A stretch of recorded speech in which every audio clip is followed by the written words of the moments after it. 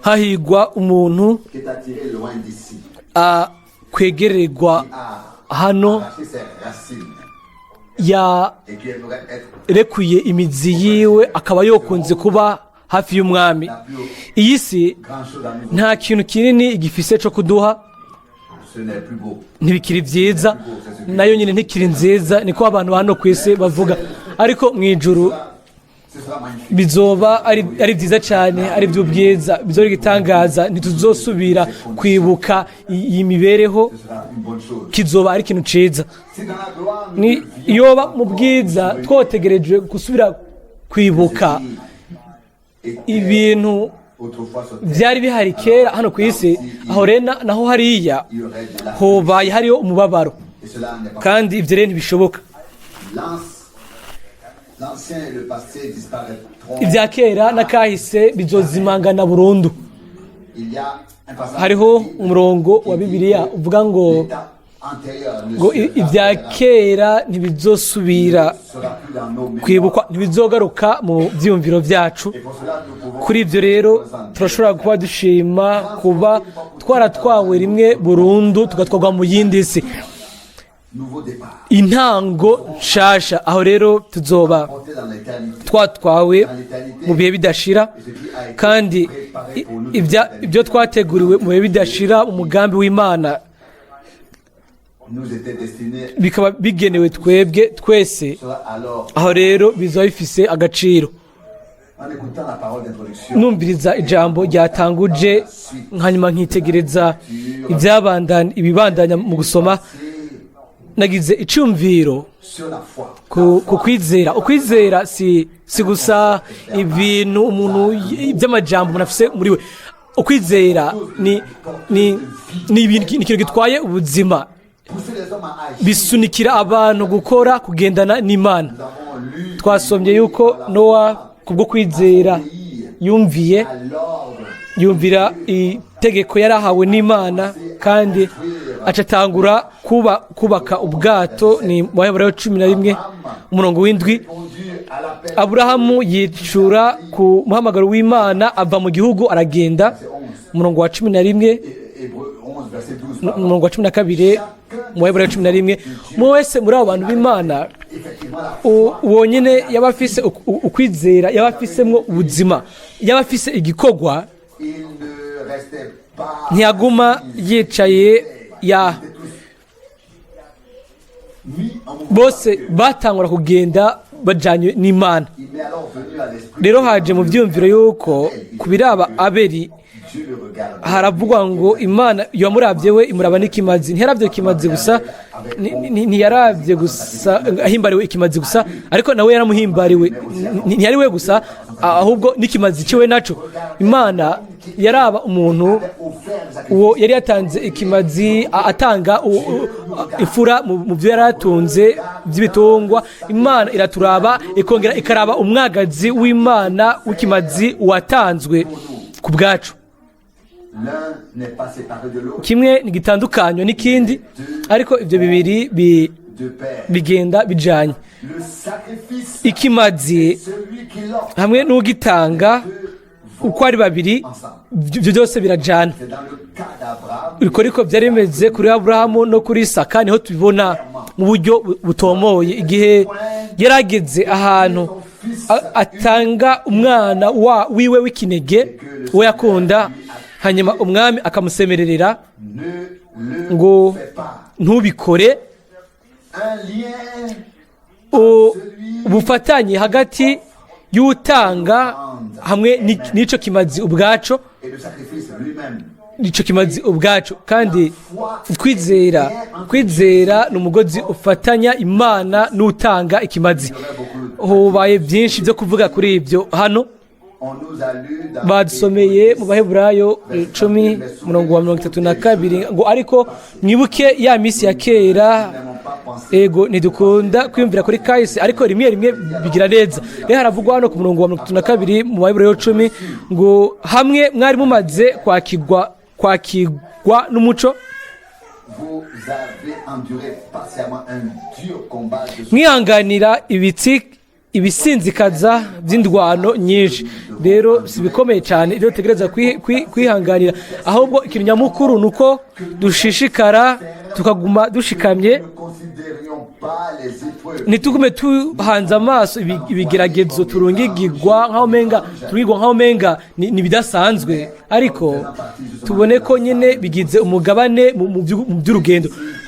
Hano rero haravugwa ku murongo wa 33 ngo kimwe mwacitse akabarore mutukwa mubabazwa, ikindi mwafatanije n'abagirirwa batyo.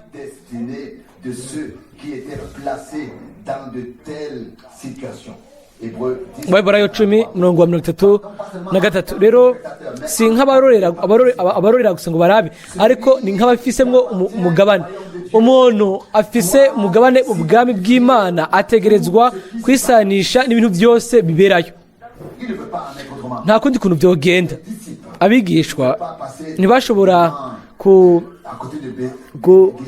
guca iruhande ya Getsemane ngo baci iruhande ya Golgota ngo hanyuma ngo bavuze impundu z'umunezero ngo barindire ngo Pentekote bateciye kuri Golgota, ariko bategerezwa kuba bari ahantu hose bagahagarara neza mu bigeragezo. Umwami yaravuze ati ariko ngo ni mwebwe mwihanganiye nanje mu bigeragezo byanje. Ni Luka 22:28.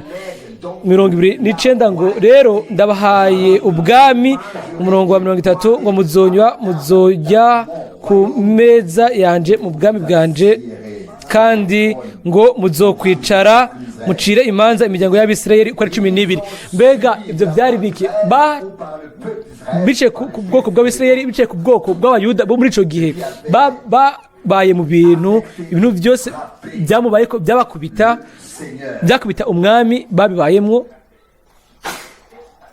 Nico gituma yarababwiye ngo mwebwe muzicara ku ntebe 12, hanyuma muce imanza imiryango y'Abisirayeli 12.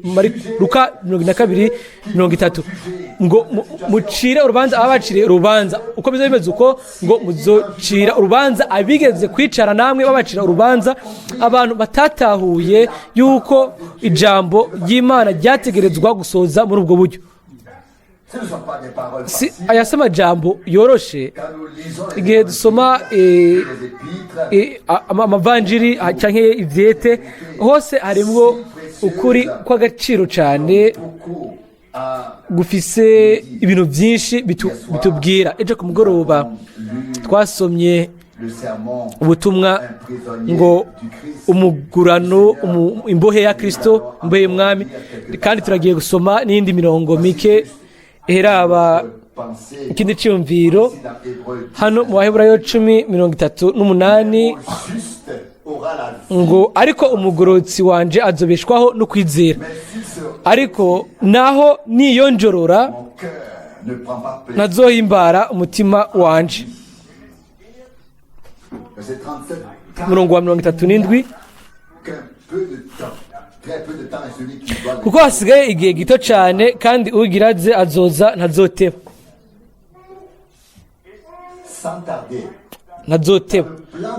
Mu mugambi w'agakiza w'Imana hari ibintu biba bishinze uko, kandi bitegerezwa gushika kandi bizoshika. Ukuza kwa mbere k'umwami kwabaye gihe ibihe byari bisohoje, kandi ibintu byose bikaba nk'uko umwami yari yabivuze biciye mu kanwa k'abahanuzi, nako bizomera mu kukuza kwa kabiri k'umwami. Ibintu byose bizoba nk'uko yabivuze mu majambo yiwe. Haravugwa hano ku murongo wa 37 ngo kuko ngo asigaye igihe gito cyane, hanyuma ngo hazoza utegerezwa kuza. Mu byakozwe n'intumwa igice cya 3 dore ku murongo wa 21 aravuga ngo ijuru ritegerezwa kumugumya gushitsa aho ibintu byose bizobanza kugarukanwa gusubizwaho. Hanyuma hanje mu byumviro yuko twebwe ntitunihira gusa mu mibiri yacu kugira ngo tube hafi y'umwami, ariko ni tubaye imvuga kuri uko tumerewe ngene tumeze navyo nyene biratunihisha, ntibiramera nk'uko Imana yabishaka ko bimera, ntibiramera nk'uko byohuje neza n'ijambo ryasezeranijwe. Turananiha kandi kuri ibyo nabyo. Yakobo arandika akavuga 5:9 akavuga ngo ntimukidodomberanire. Yakobo 5 ngo ntimwidodomberanire, ntimwidogeranire bene data kuko ukweza k'umwami kuri hafi. Ariko ibyo ni ibintu bibiri bitandukanye cyane. Kimwe ni umubabaro uri mu mutima w'umuntu wo utuma dutakira Imana tukavuga tuti mwami urafise byinshi byo kuduha, dushoboze duhe ukwizera gufise ubuzima muriko, ubuzima bw'Imana, ubuzima bufise ukumvira kuva ku Mana, ubushobozi bw'Imana bufise ibintu byose hamwe n'ibyo ubwoko bwose bw'Imana bo buhagaze mu kwizera bari bafise muri bo. Sishaka kuvuga yuko turi abatizera, ariko rimwe to dufise ukwizera guke cyane kandi ntitugirira icizere Imana mu buryo buhagije. Aho rero turaniha tukababara ubwacu uko turi, ariko nubwo biri uko tukaba dufise ubushizi bw'Imana mu mitima yacu buryo budashinguka, yuko Imana ntiyoba yarihase mu buryo bwose ibigirira ubusa, kuko mu minsi y'iherezo hategerezwa gusohoka umugeni w'umwagazi azotwagwa kumusanganira, azobona mu nyonga hiwe kandi agahindurwa agasa nawe. Turabizi yuko kandi ko ntibijyanye no kwigira ibinezaneza ngo dutwagwe n'ikintu, ariko ni ugutwara ukamira tugatwara icyo kintu, ko tukaba twuzuye icyo nyine, tukaba dufatanye n'icyo nyine, tukaba twabaye igice cy'ibyo bintu by'Imana, cy'igikorwa cy'Imana ubwacu. Twakunze gushimika cyane kuri icyo kintu. Abantu b'Imana ntibatangaza gusa ijambo ry'Imana, ahubwo minsi yose bafise umugabane ukomeye mu mugambi bw'Imana. Bari imbere muri bo bashinze imizi muri ibyo bintu by'Imana ubwabyo. Kandi nimba tubandanije gusoma mu gice cya 11 cyo mu Baheburayo, tujya dusangayo intahe zose z'abizeye umwami, abamugira icizere, abaronka ubuzima bw'Imana, kuko abo bose ijambo ry'Imana ryaza ko bahabwa ubuzima bw'Imana buri muri ayo majambo. Nico gituma abahanuzi bitwa Imana. Twihweje turaba ibyo bintu byose, haranditswe ngo umwami wacu arivuga wenyine ubwiwe mu butumwa bwiza bwa Yohana mu gice cya 10 umurongo wa 34 ngo navuze ngo muri Imana nto. Mbega ni kubera ko bo baravuze canke ni kubera ko mbega hoba hari mu kugomba ko ijambo ry'Imana baribwiye ubu ntiyavuze ngo wowe nawe muri Imana nziza, oya, ahubwo byaba bihuje n'ijambo iryo baba byabashitse ko, hanyuma iryo jambo ryaza rivuye ku Mana, hanyuma rikabuzura, ryabyara muri abo ubuzima bushasha bw'Imana. Kandi icyo rero cyakora itandukaniro, sigura yuko Mose ngo yari Mose ku ntango, umuntu yari yarananiwe. Mwene Data Branham amwita muri ubwo buryo, yasize yasize umuntu apfuye muri Egiputa hanyuma arahunga. Byari ibyo ni igihe gusa, igihe isaha y'Imana yari imaze gushika, hanyuma imyaka 40 imaze kurengana niho yagarutse azanana ijambo iryo yari yabwiwe. Mbega biratandukanye na twebwe uyu munsi. Ntibijyanye no kuba Imana itanga amahirwe umugwi umwe cyangwa ikoraniro rimwe ku Mana, bijyanye no kuba ni bya bindi nyene uyu munsi nk'uko haheze imyaka 2000, 4, 6 uko byari bimeze ku Mana. Bijyanye no kuba ni abantu, abagabo n'abagore bakemera ijambo ryayo, bakizera ijambo ryayo, hanyuma bakaba biteguriye kuyikorera no kuyikurikira mu kwizera, mu kumvira kuva mu kwizera. Iyo niyo nzira y'Imana hamwe natwe. Muri ubwo butumwa ngo imbohe y'umwami canke Paulo, imbohe ya Kristo,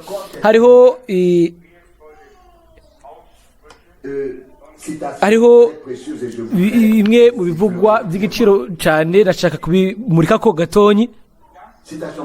Aravuga ati, murabona ko yategerezwa kurindira umwami. Ni ibyo nibyo bituma abantu benshi bo muri iyi minsi yacu bateza isoni ijambo, bakazana isoni, bagateza isoni ijambo. Bafata akayira bakagenda buzuye ishaka ryinshi. Mbega n'amakanguro angahe yananiwe ku bw'iyo mpamvu, kubera ko umuvugabutumwa ntiyarindiriye ngo amenye ibyo umwami yaba ashaka kuvuga. Igisanzwe cyane kuri jewe coba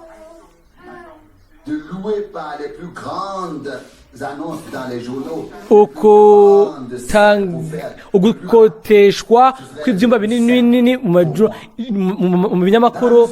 Ibyo byari ibintu bitoye cyane kuri jewe. Mu burebure bwose, ubwo mu gipimo ico noba nshizwe mu gikorwa, byose byo bari byiza uko byaba bimeze. Ariko umugambi ukomeye umaziki, nimba Imana itari muri uwo mugambi, nimba atari mu kugomba kw'Imana ku isaha k'uyu munsi, bimaze ishaka ry'umuntu bwite rimaze iki? Kwirukanga, gufata inzira agakorwa ibintu mu gihe hano havuzwe ngo ibyo ntibiteze isoni ijambo, kuko ntihaba ukurindira igihe c'Imana. Turakeneye ukwihangana kugira ngo tunakire amasezerano y'Imana. Ibyo kuri jewe byabaye kandi bitegerezwa kuba kuri twebwe twese icigwa gikomeye. Haranditswe hano ngo baragenda buzuye ishaka ryinshi. Ego, mbega irihe shaka? Mbega ninde tugomba kugirira ishaka? Sawuli yatanguye kugira ishaka ari mu kutamenya, gushikaho umwami yahuye nawe. Hanyuma aho rero yafashe umwanya, yafashe igihe gishobora kuba kingana n'ico umwami yamaranye n'abigishwa biwe, ni nk'imyaka 3 n'igice. Ico gihe nico Sawuli yafashe, ariko ava mu bantu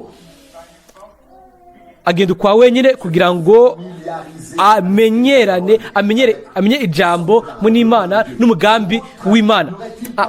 Abandi mbega ntibari kuvuga ati, muntu w'Imana, umwami yakugendereye, yakwiyeretse, yanagutoranije, yakugize igikoresho. Mbega hari ari kuragira iki hariya mu bugaragwa? Mbega si byiza kuri wewe yuko wotangura ukagenda? Sawuli yagiye kwa wenyine. Ndababwira by'ukuri nanje nokunze kubikora, ariko sindabishoboye.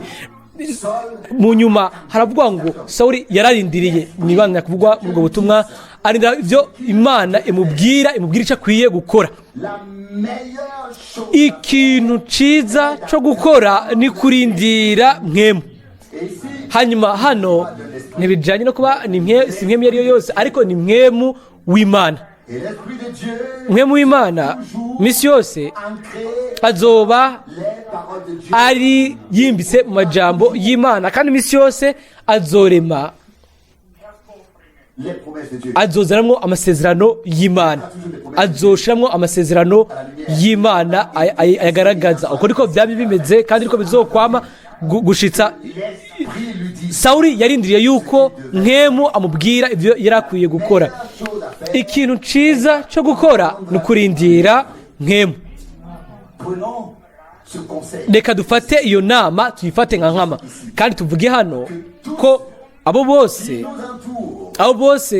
badukikije bari hirya no hino yacu barashobora gukora ibintu bashaka mbere bakanihuta birenze iyo bariko barabikora. Oya, twe dushaka kwihuta igihe ari Imana yihuse, tugume ducecetse igihe atakintu kimwe yavuze, duhaguruke tubandanye tugende igihe hagurutse niyo yabandanije kugenda hamwe natwe. Amen.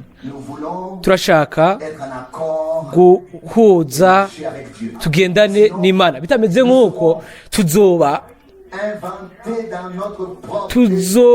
tuzosangwa muri gahunda zacu bwite igihe umwami azogaruka, kandi ibyo ntibikwiye kugushika haba igiciro na kimwe. Arabandanya akavuga ati umugoroba umwe nyuma yo kuvuga ubutumwa yarasohotse abona aho umuntu w'ikimuga, ubwo nyene mwemu aramuvugisha hanyuma arishura. Bukwi na bukwi mwemu aramuvugisha. Bakondwa, dutegerezwa gushitsa aho tuba by'ukuri turongorwa na mwemu w'Imana mu kuri kose, tukigishwa tukarongorwa. Hanyuma Imana niba ishaka gukora ikintu runaka, ishaka tugahumekirwa, kuko kwizera twarabyumvise inshuro nyinshi, kwizera ni uguhishurirwa. Si iryo jambo rimaze gutanga agaciro uyu munsi, burikoresha umwanya wose ahantu hose, ariko hakaba ari uguhumekirwa by'ukuri bivuye ku Mana kandi bikagaragaza ikintu, bigahishurwa n'Imana biciye kuri mwemu. Hanyuma kuri ibyo arabandanya akavuga ati ndazi, aramubwira ati ndazi ko ufite ukwizera ko gukira, haguruka hagarara ku birenge byawe, Yesu Kristo yagukijije. Ibyakozwe n'intumwa 14 yarabimenye, uwo n'umwanya yabimenyemo. Nabishimitse ko ejo ku mugoroba ntibiduhagije gukurikira inyigisho mu bintu by'amaso gusa ngo tubikomeje cyane gusa. Birakwiye ko icifuzo cibwenda ciburuka mu bugingo bwacu gifatanije n'ivyo, hanyuma tukavuga tuti mwami Mana yanje, turafise uburenganzira muri kino gihe kwakira, ngo twakire tugire umwimenyerezo nk'uko byagenze kiriya gihe kera.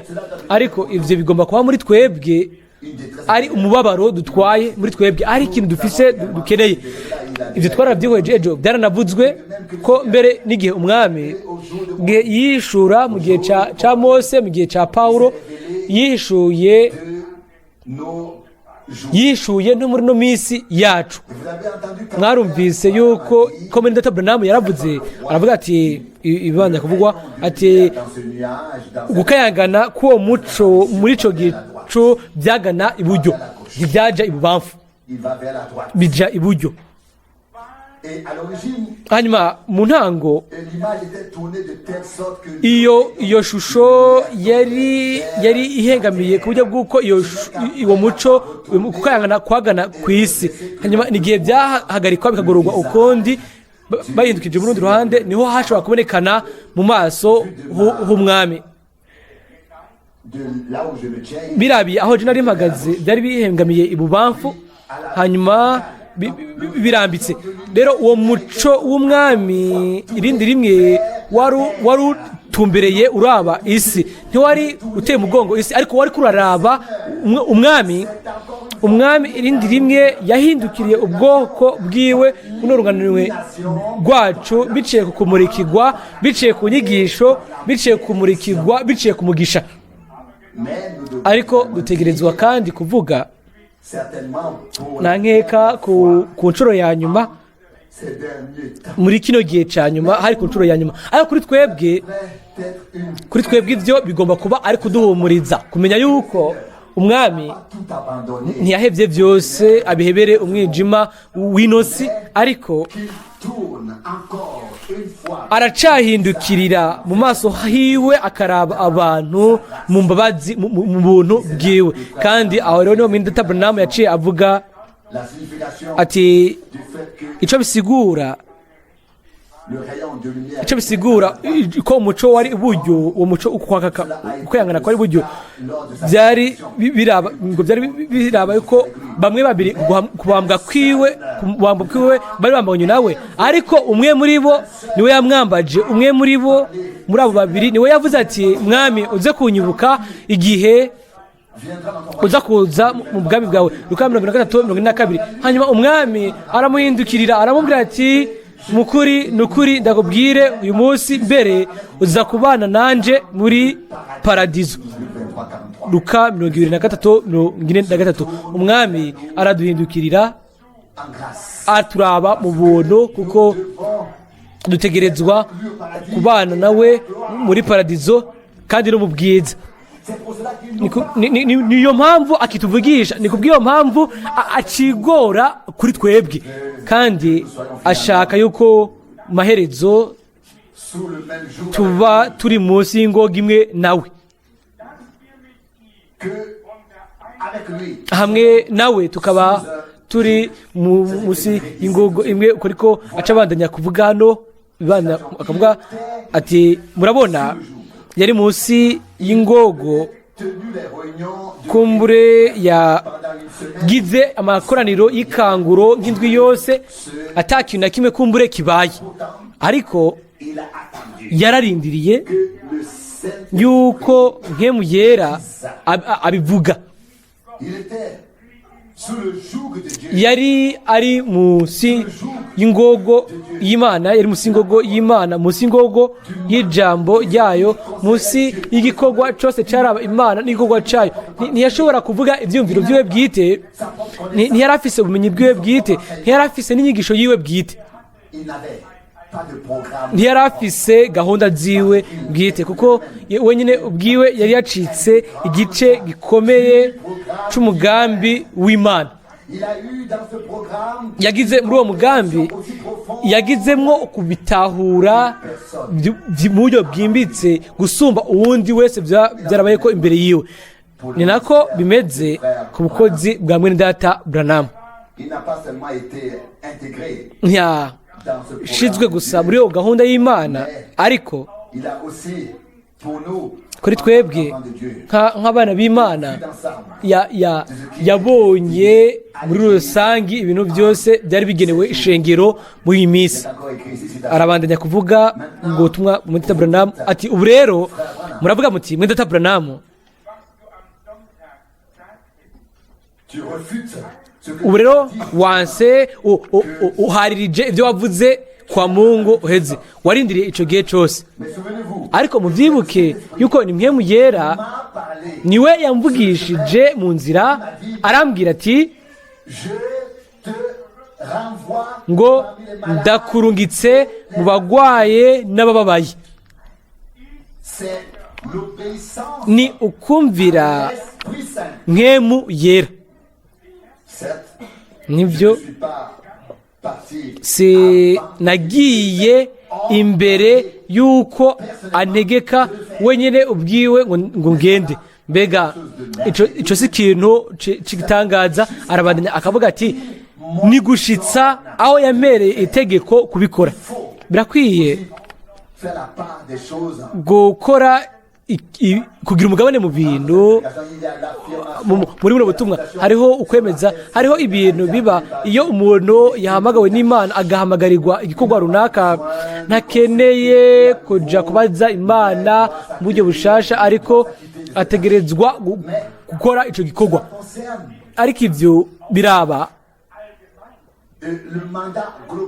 igikorwa muri rusange, si ibintu mu idonido, si intambuko zo kugikora, si ibintu uburebe biba bigomba kuba bikorwa ubunyene bimwe inyuma y'ibindi. Nicyo gituma turashima cyane kubwa mwemu yera ukuntu atwereka ibifise akamaro muri buno butumwa, akabiduhishurira, akabitumenyesha kugira ngo dushobore misi yose kubona inzira nziza. Rero igikorwa kigumaho, kandi icyo gikorwa gitegerezwa gukorwa kigashitswa. Ariko Imana nimba ishaka yuko hari ibintu bimwe bimwe bikorwa, izo bitumenyesha mu buryo biraba muri icyo gikorwa uko kiri. Ndizera ko ku iherezo ry'iminsi turafise uburenganzira bwo kumenya, kandi ibyo rero 100% ngo uko niko kugomba kw'Imana.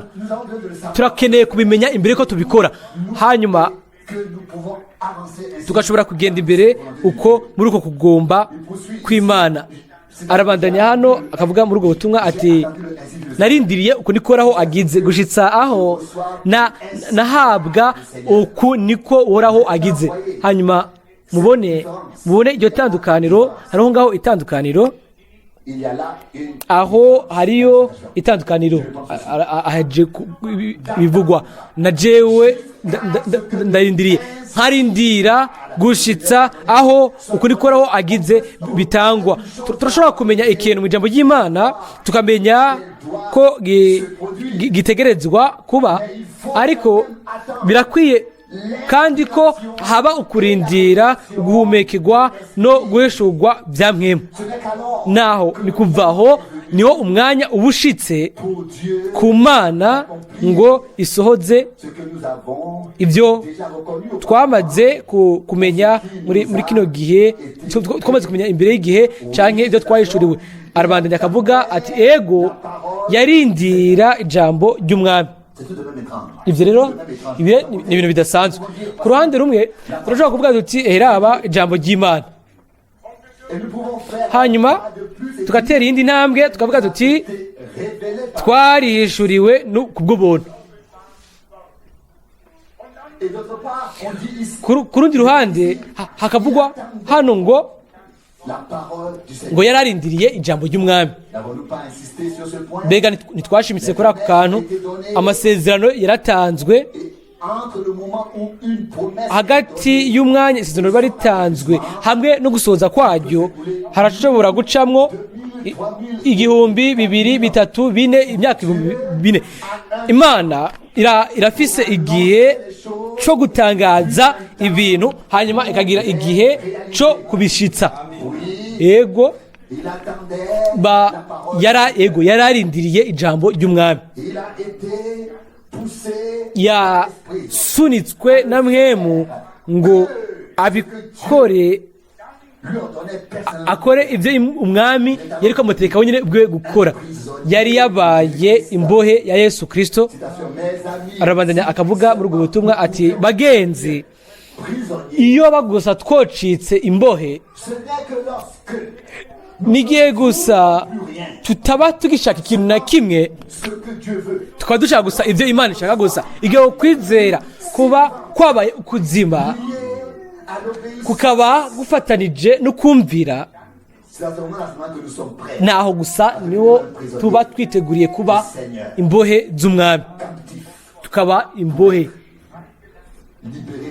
tugafatwa kugira ngo turekugwe nawe, kuko imbohe y'umwami ni n'uwabohowe n'umwami. Muri uwo mwanya nyine uba wabohotse kuri wowe ubwawe, hanyuma ukaba ubohanye kuri byose n'ijambo ry'Imana,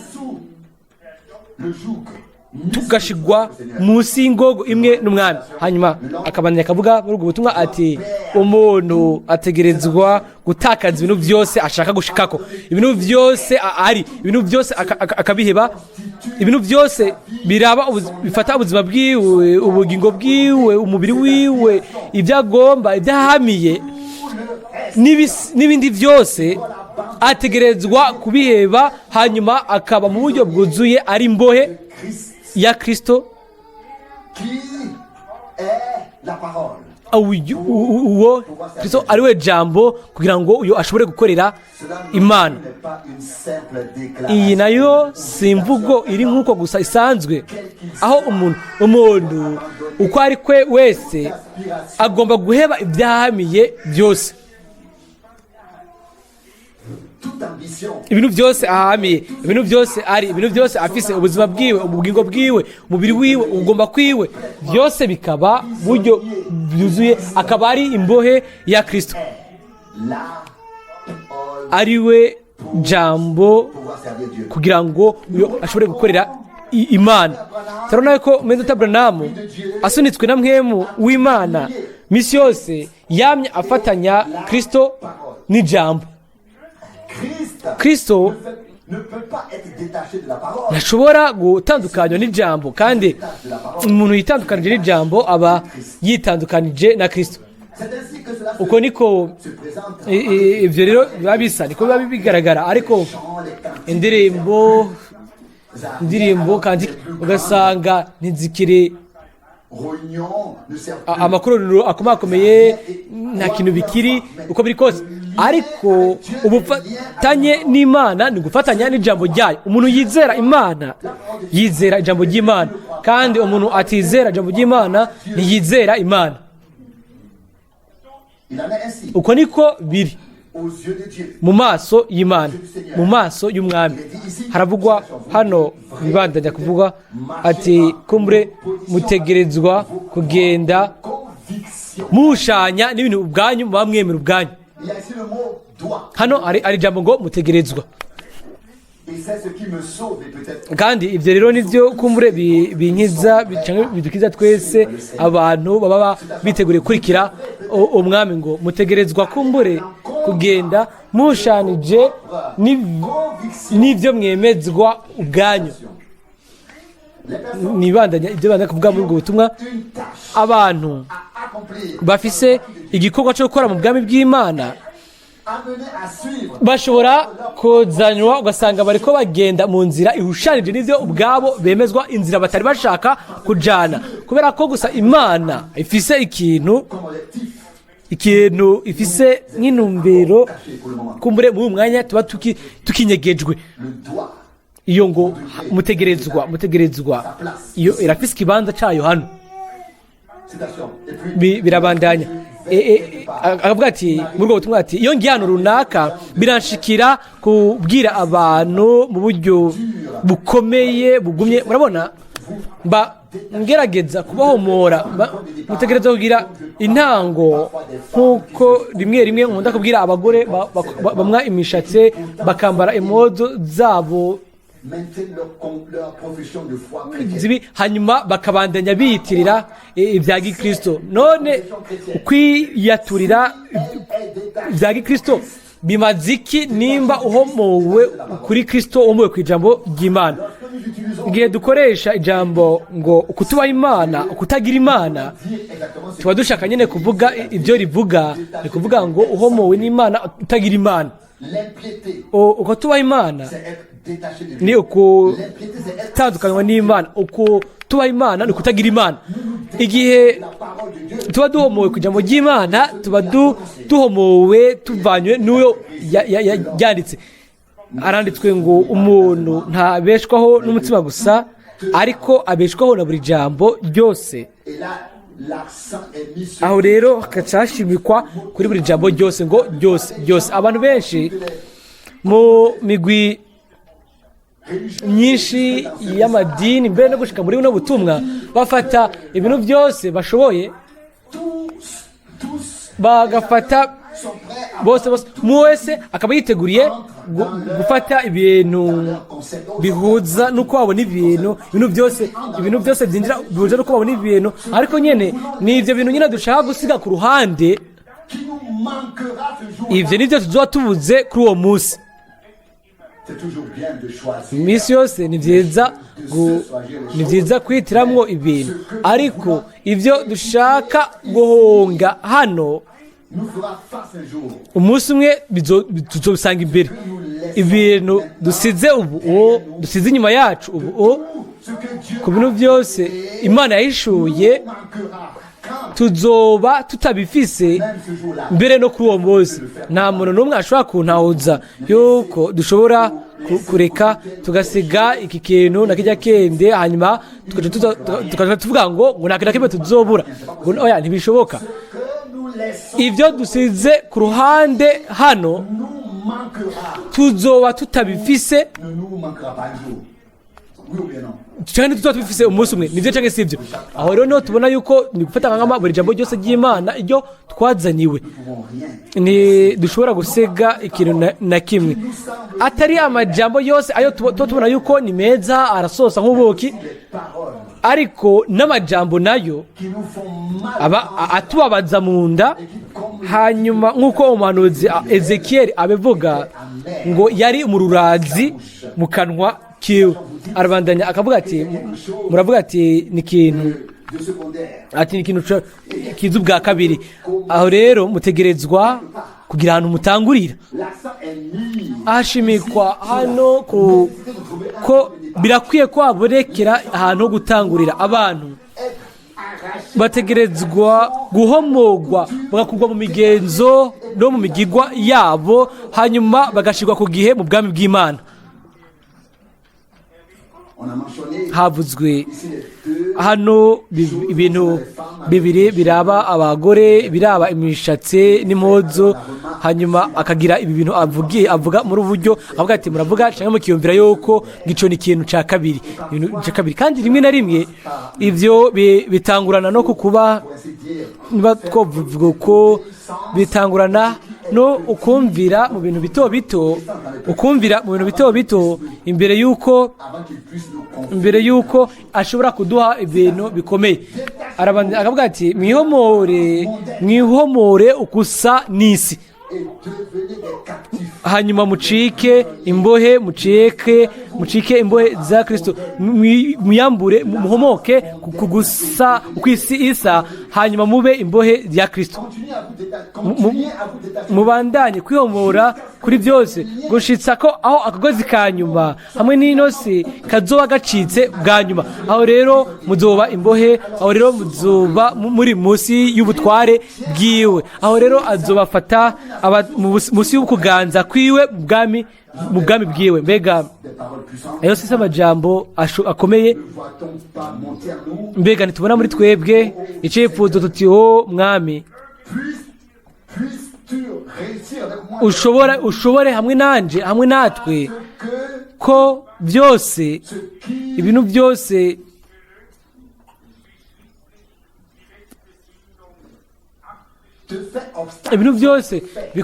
bikuzibira bikugweho gushikaho akagozi ka nyuma mu nyuma gacika.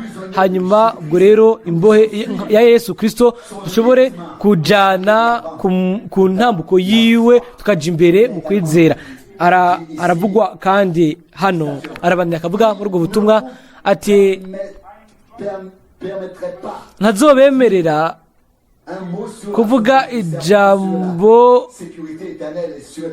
ku rubyaro rw'inzoka, ku mutekano w'ibihe bidashira, ku byo mwe mu Imana byose yahishuriye. Ubwa mbere avuga ko abantu ngo baramuhamagara kugira ngo bamubwire ati ntushobora kwigisha ibi canke ibindi iwacu. Hanyuma nawe akaca avuga ubwo nyene ati muri ubwo buryo biruko sinzoza. Hano rero aravuga ati ntazobemerera kuvuga ijambo ku rubyaro rw'inzoga, ku mutekano w'ibihe bidashira n'ibyo bintu byose. Iyo inyuma y'ibyo hatari ibyo mwemu w'Imana yahishuye, abantu bogize ibyo bitwaza. Ariko igihe biba bijyanye no kuba ari ikintu mwe mu Imana yahishuye bivuye ku ijambo ry'Imana, dutegerezwa rero kureka tukarungurwa na mwe mu Imana mu kuri kw'ijambo. Mbega ni kangahe umwe canke uwundi yibajije ati none ni kubera iki ibi bintu byategetswe gushimikwako kandi ibyo nimba byatumye imwemo zitandukana. Hariho intumbero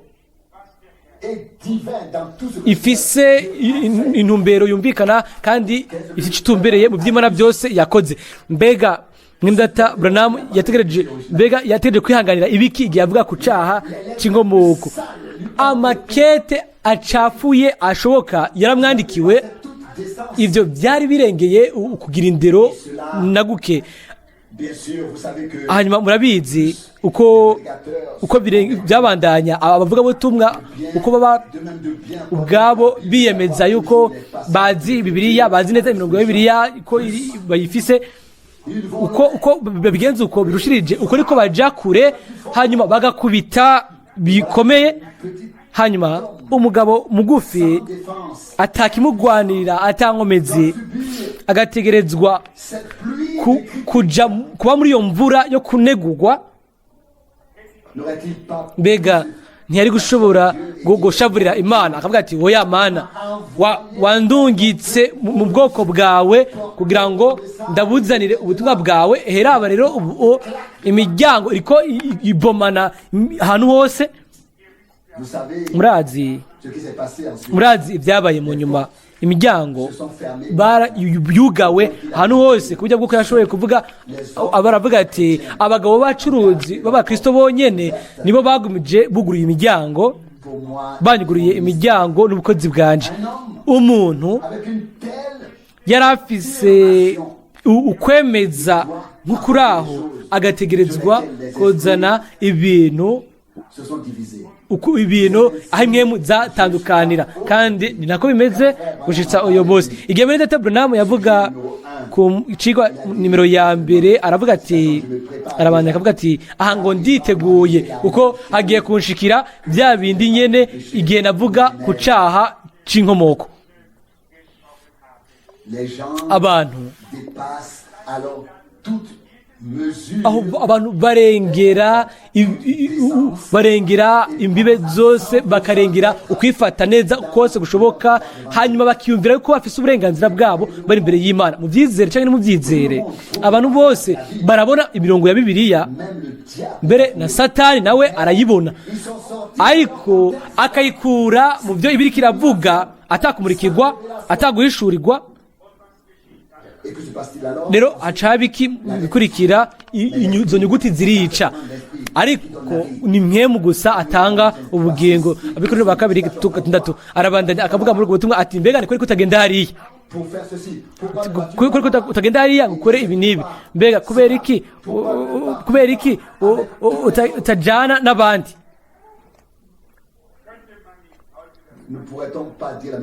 Mbega uyu munsi nibo bavuga ibyo bintu nyene ati kubera iki ibi. Reka twihangane, tugirire icizere umwami. Rimwe abantu b'Imana baba bakeneye igihe kugira ngo nabo bakomezwe mu buryo bimwe, kugira ngo babandanye imbere mu nyuma. Ico gihe naco ncatakaye. Muri ico gihe Imana igerageza imitima y'abantu batanabizi mu gihe batabizi,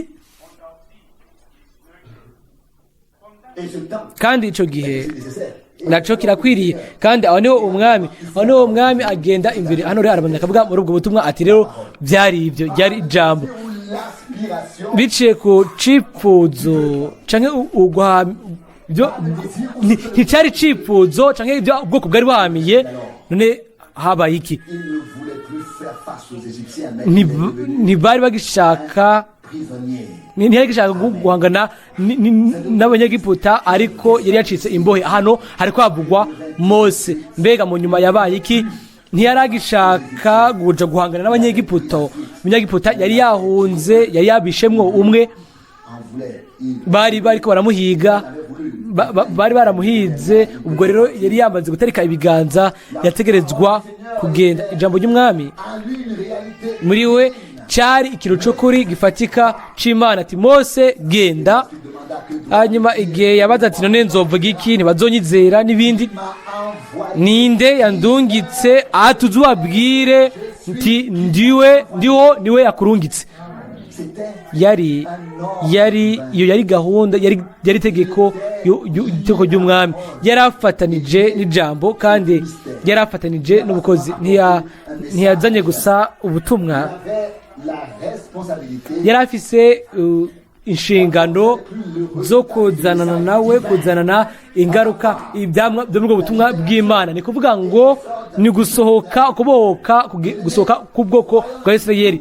Bakundwa, tubyizere n'imitima yacu yose, uwo mwami nyene, uwo yigaragaje muri ico gihe mu nkingi y'umuriro, uko biri ategerezwa kubandanya ubutumwa bw'Imana ku byamwa by'Imana. Ni kuvuga ukubohoka, ukurekugwa no gutegurwa kw'ishengero ryiwe, iryo azoca ajana nawe mu bwiza. Iyo wa Mose yazanye ubutumwa gusa, yari gushobora kugenda agasubira inyuma ibyo Imana yari yaragenye bitabaye. Ariko Imana misi yose ihuza n'amajambo yayo kandi ihuza n'ibikorwa byayo. Mbega ico kintu cy'igitangaza, Imana nigera ikora ibintu, ntigera ivuga amajambo gusa uko ari mu kirere. Igihe Imana ivuze ngo naragucunguye, urashobora kwizera utekanye ko yagucunguye. Ivuze ngo narakubohoye, ivyo nivyo yakoze. Ivuze ko yagukijije, ivyo nivyo yakoze. Yivuze ngo ndabarungikira umuhanuzi imbere y'umunsi wambaye uteye ubwoba w'umwami, uyu munsi ico canditswe casoje imbere y'amaso yacu kandi no mu matwi yanyu muri ino minsi. Akavuga muri ubwo butumwa ati, mbega mwami ndiki kugira ngo ngende? Aho ati, kuri ibirato. Mose ngomba kuvugisha.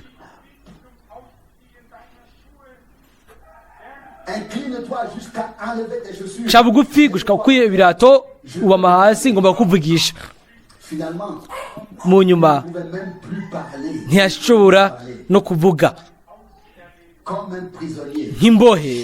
Nk'imbohe yatowe, umuhanuzi yacaguwe, yatoranijwe hano nka Paulo, nk'uko Paulo yatoranijwe, ku buryo bw'uko ntiyashobora kuvuga imbere y'umwami. Umuntu akomeye w'Imana araca bugufi. Umuhanuzi Yesaya yasemereye mu nyonga hiwe, ni muri Yesaya 6:5 ati, ndagowe kuko ndi umuntu w'umunyaminwa yanduye, bahagati mu bwoko bufise iminwa yanduye.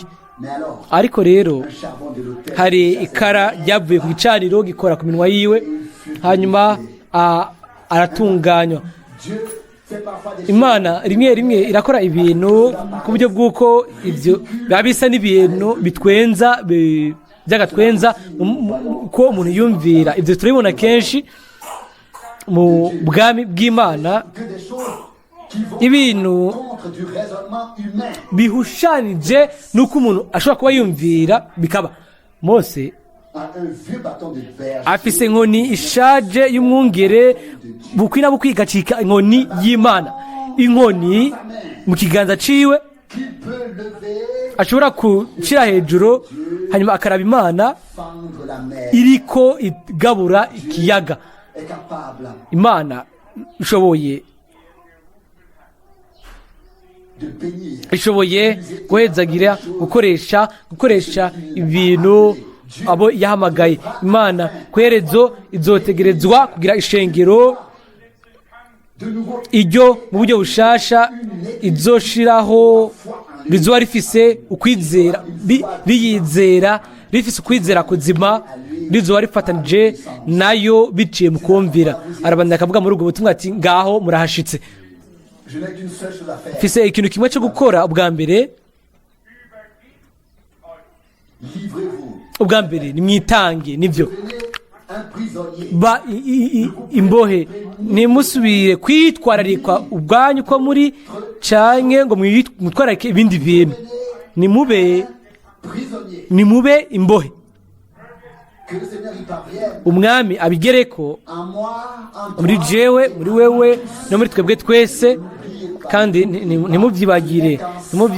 Ni igihe gusa turi hamwe niho tuzoja imbere. Ni igihe turi hamwe gusa niho dushobora kuja imbere. Ni igihe gusa twinjira muri ibyo biba hamwe n'Imana muri buri jambo ryose ryashowe niho uruja n'uruza hamwe n'ivyumviro byacu bwite niho bizogera ku iherezo ryabyo, hanyuma Imana izogira intango yayo. Nta kundi kuntu byogenda. Igihe cyose tuba tubandanya tugira uruja n'uruza, Imana nta kintu na kimwe izokora. Igihe tuzobihagarika izoshobora gutangura. Arabandanya akavuga muri ubwo butumwa ati ni wenyine ubwiwe yagiye munsi y'iyo ngogo hanyuma aramanuka. Imana mu nyuma yari ifise umuntu yarayigamburukira, yarayiciriye bugufi atashobora kunyiganyiga igihe cyose ijambo ry'Imana ritamubwiye kunyiganyiga, kandi ntashobora kunyiganyiga igihe cyose ijambo ry'Imana ritamunyiganyije.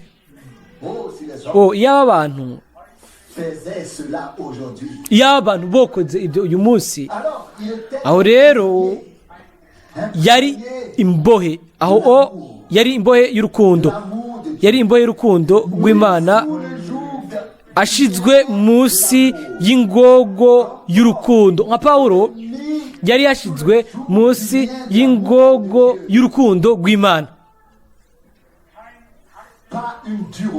atari ibitegetswe bigumye, ariko ingogo iwahutse y'urukundo rw'Imana. Umwami wacu akavuga ati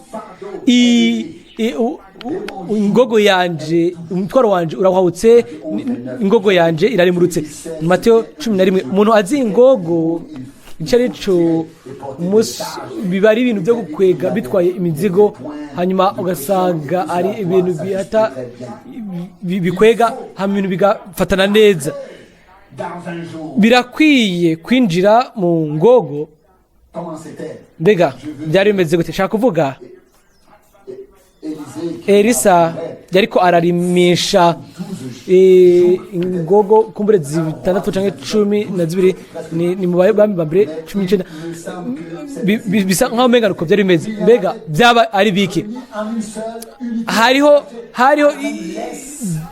zimwe ziba zifatanije ziri ku mugogote umwe,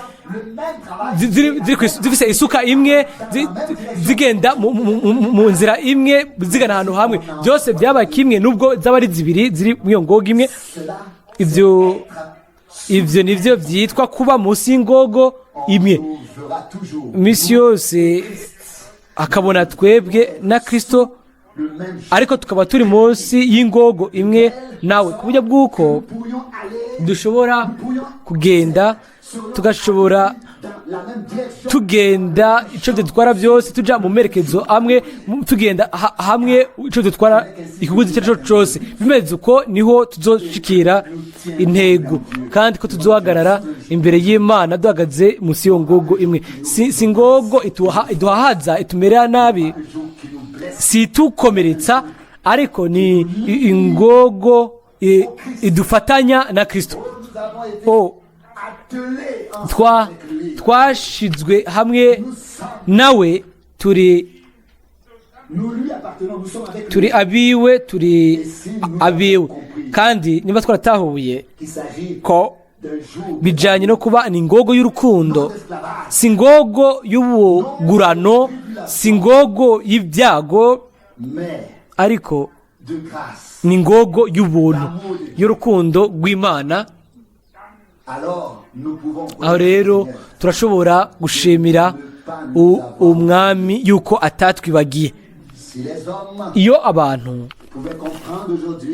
abantu buba batahura yuko uyu munsi umwami nta kitureka ngo twirukange uko, ariko ko yadushize munsi y'ingogo yiwe n'ijambo ryiwe nawe nyine ubwiwe, aho rero hasohoza ati si mwebwe muzovuga, ariko ni mwemu wa Data avugira muri mwebwe. Avuga bice kuri mwebwe. Matayo 10:20. Ni mu byumvire ko yari yumviriye, yari yacitse kunanirwa wenyine ubwiwe mu bintu byose yarazi, ibintu byose yaratahura mu bintu byose muri rusange. yacitse ukunanirwa wenyine ubwiwe byuzuye. Nta kintu na kimwe cyari kikigenda. Yashyizwe mu mero aho nta muntu n'umwe yakimwumva, ariko yari imbohe. Raba rero uko rimwe rimwe inzira z'Imana ziba zisa. Abantu b'Imana bakomeye baramaramaye bo nyine ubwabo uko bari, ariko ntibigeze bamaramazwa n'umwami. Nta na rimwe ntibigeze, kuko aguma ari umwizigirwa. Mbega tuvuga gute? Avuga ngo yabaye kunanirwa kuzuye, ukunanirwa uko ari, yarananiwe, nta kintu na kimwe cyari kigenda. Yashizwe mu mero uburyo bw'uko atamuntu n'umwe yarakimwumva, ariko yari imbohe. Ariko bakundwa,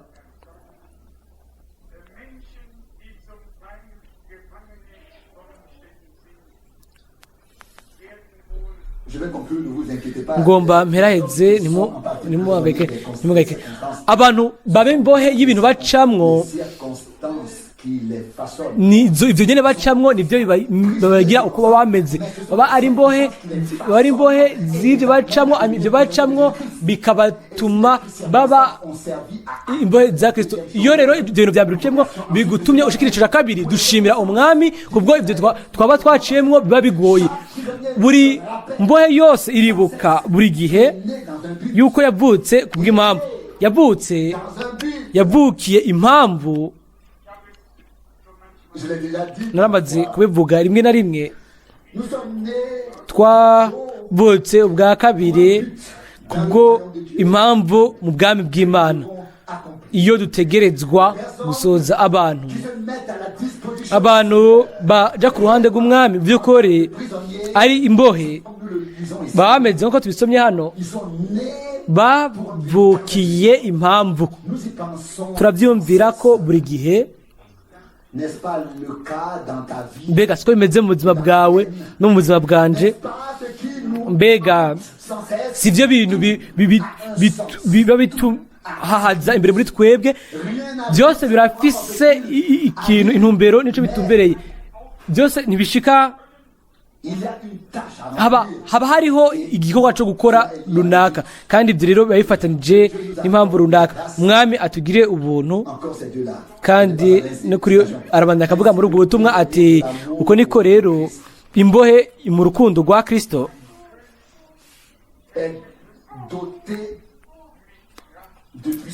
aba afise ububasha ahawe n'umwami wiwe ari we Kristo. Amen. Ndabibabwira by'ukuri ati, ubwira uwo musozi, Mariko 11:23, ati haguruka wite mu kiyaga, ntabikekeranye mu mutima wiwe, ariko akizera yuko ibyo yavuze bizosoza, n'uyu nawe azobibona bisohoza.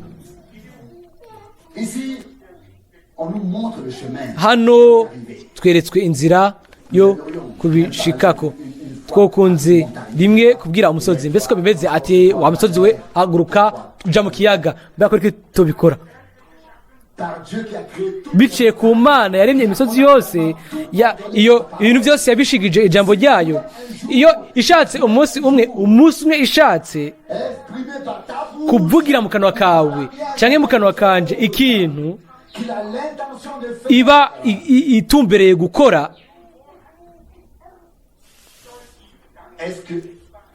mbega aho rero, mbega hari ikintu kuri yo kiba kidashoboka. Mbega ntivugira mu manuzi Zekariya ati, mbe wa musozi we uri iki? Zekariya 4:7, imbere ya Zerubabeli uzocika ikiyaya.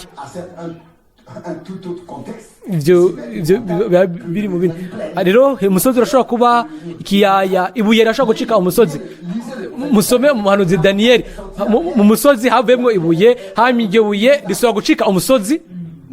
Turabizi kuko ibyo byavuzwe biraba ubumana bwa Yesu Kristo, ariko ni gushitsa, ni kugaragaza gusa, kwerekana yuko hamwe n'Imana nta kintu na kimwe kidashoboka, Hanyuma hano rero tweretswe inzira. araboneka akavuga muri ubwo butumwa ati imbohe y'urukundo rwa Kristo yambikwa ubushobozi biciye ko uwo mwami wiwe ari we Kristo. Imana impe iduhe twese ibyo. kandi akanyuma rero avuga hano, aravuga ati mwiyumvire ku bintu yakoze mu myaka yindi yose. yategerezwa iminsi yose gufata umugabo ikamugira imbohe yiwe yayo. umuntu yashobora kwibagira ibintu byose byiwe, agaheba byose, agaheba ibintu byose azi. yategerezwa kwibagira ibyo yize byiwe n'ibindi byose kugira ngo amenye ukugomba kw'Imana, hanyuma akurikire Imana. ntashobora gukurikira icyarimwe Imana hamwe n'ibyo abantu bashaka cyangwa bakora. hariho igihushane gikomeye hagati y'ibyo bintu bibiri. ibyo Imana ishaka n'ibyo abantu bashaka birahushanya cyane.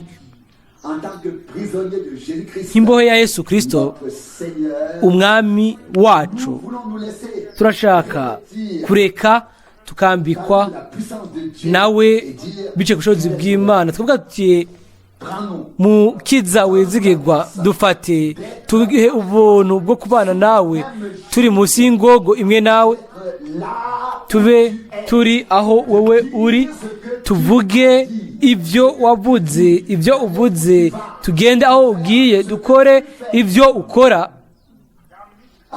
kugira ngo biciye ku buzima bwacu umwami yakire ibintu byose afite uburenganzira hano ku isi. ntimucike intege, ntibizoba ari ibintu bigoye biruko bigoye. umwami Imana ntiyari kubidusaba, hasigaje gusa kuvuga tuti mwami ndi hano, mfise icifuzo ko iri jambo risohoza muri jewe, ariko sinshobora kubikora.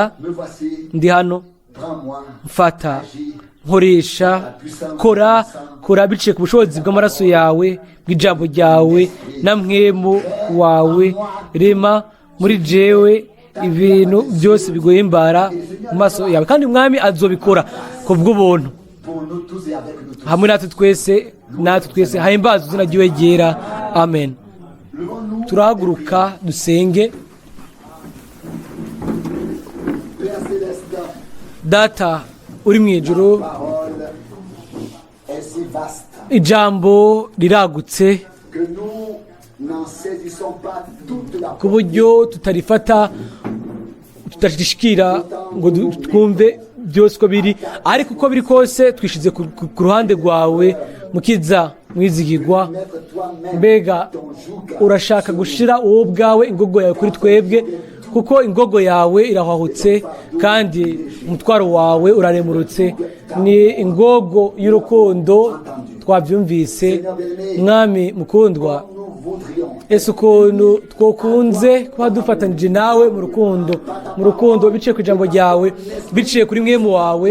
mwami mukundwa, bube hari gufatanya bihoraho bihari, biduhe ku bw'ubuntu, kandi ukwizera uko kuzoba ukuzima. turabe kandi urabe kukimaze, turabire mu buntu. mwami mukundwa, turagushimira kubwo ubutumwa, turagushimira kubwo butumwa. mwami, ibyo abantu benshi bafata nkaho ari bitsitaza, tweho tubimenya ko ari bikwiriye kugira ngo ibintu byose bitondekwe kandi bikorwe neza mu bwami bwawe no mu ishingiro ryawe.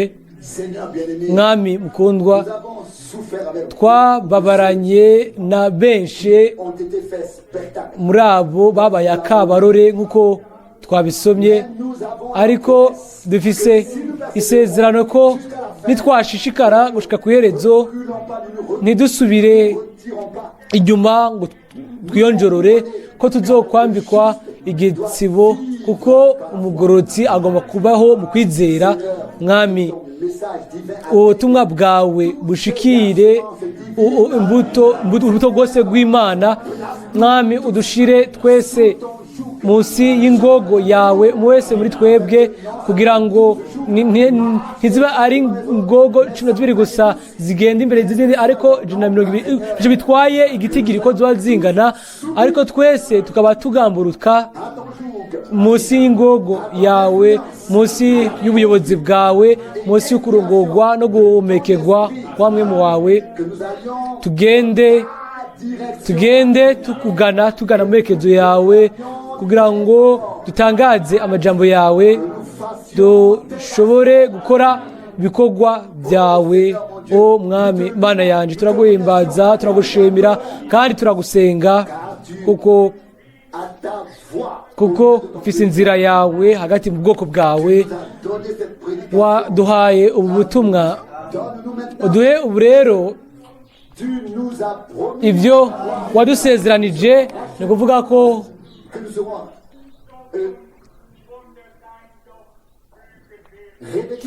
tuba twambaye ububasha bwawe nimba turi munsi y'ingogo yawe. Turabigushimiye kandi twubaha izina ryawe ryera. Amen.